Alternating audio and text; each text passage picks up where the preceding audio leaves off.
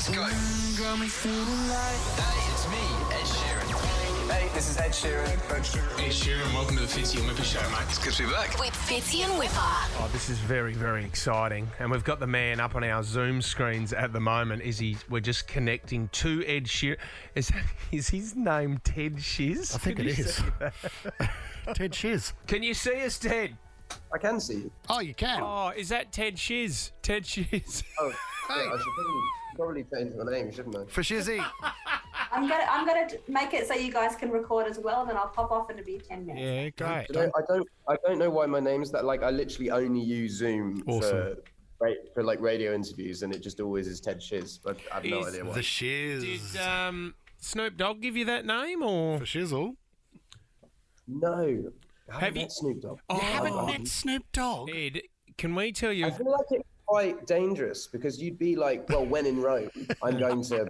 I mean, you have to, right? You have to. Yeah. But then you're meeting. I remember I was in the studio once in like 2013. I was doing some records with The Game, and he took me to Compton, and we were in the studio, and we probably made like 13, 14 songs. Wow.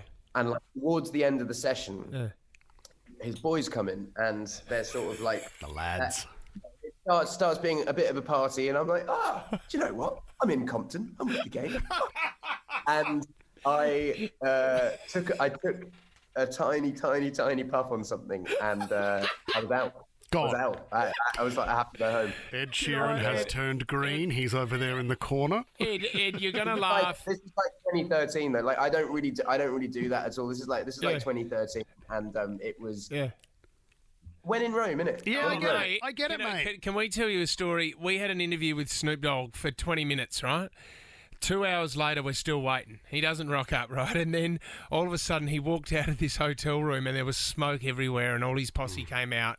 And we got told that the interview with Snoop is off. And we were shattered because my mum baked him some cookies, Ed, right? These special cookies. Okay. And so we didn't get him. We went back to the hotel, remember, Whip? And then we got a phone call half an hour later, and it was like, Snoop Dogg wants to do an interview with you on the phone.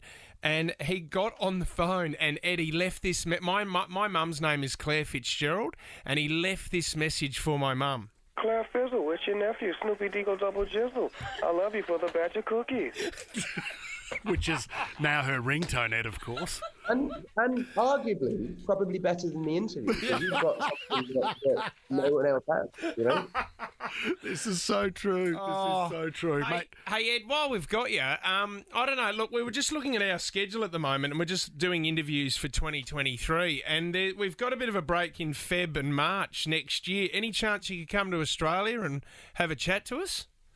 Yeah, mate. Do you know I was meant to be there now to announce this tour? I was meant to fly over, but I've had a few unavoidable situations in England. But yeah, I can't bloody wait to get back. Here's the thing. The last time I was there was for Michael's memorial. Yes. And it just like after being in England so long and then coming, it was my daughter's first flight. It was her first time in the sea. It was like, right. I just love Australia, so I'm very, very excited. Because you know what we've got to do too, Ed, because last time when you launched the tour, and it was 2018, we were there, Fitzy and I were there in Perth with you, and Michael was there, and we had the big ice statue, if you remember, because you sold over 1 million tickets.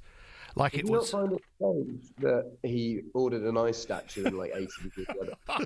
in Perth was boiling. It was boiling hot. It melted very quickly. But that was Michael Gudinski. That was also, remember we spoke about this last time, we got you the beer mats for your pub that you have at home.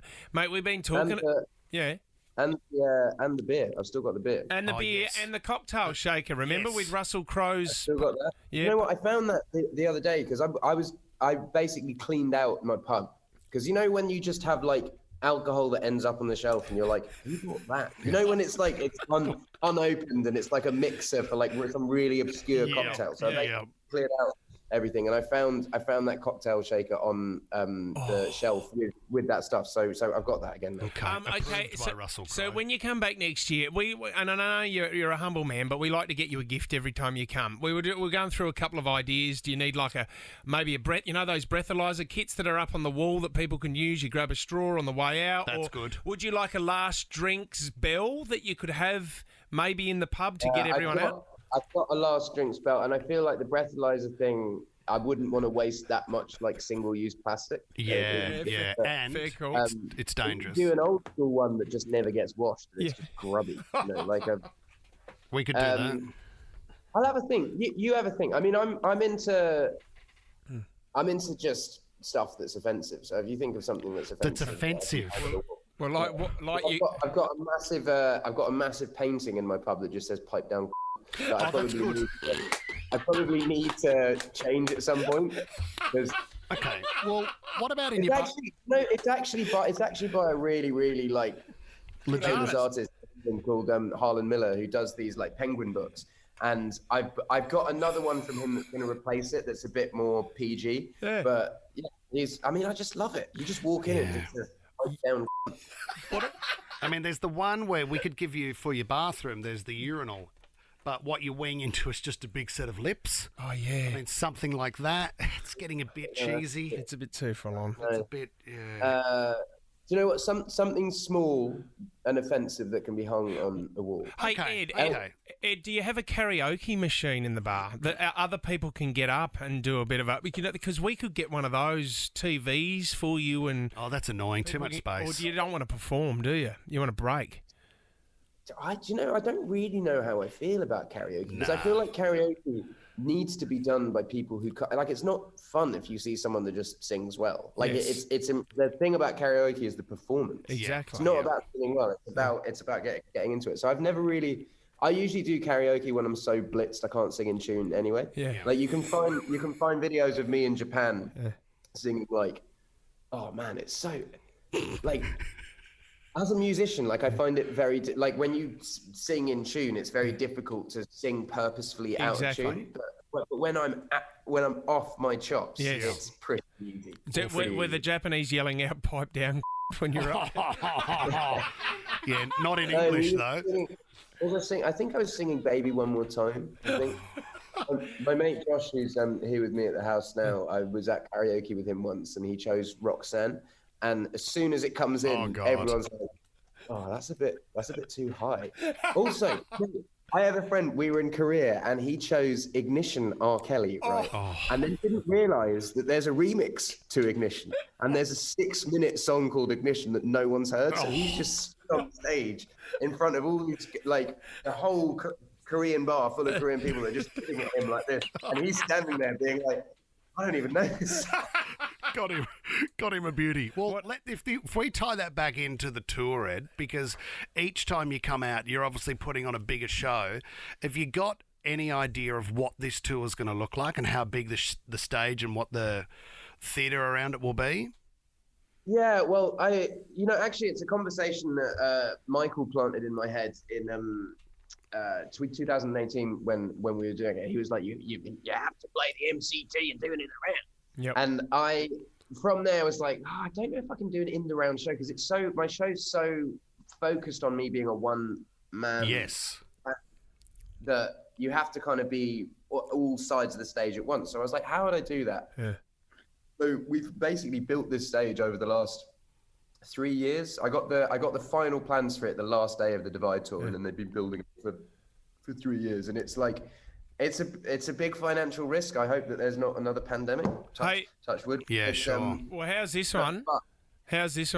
Because we know the history that you've had with Nova, and we've got a great relationship with you, Ed, and you've done some amazing Red Rooms. You did Bondi, you've done the Opera House. Yeah. I mean, can we put our heads together? Can we have a brainstorming session? Is there...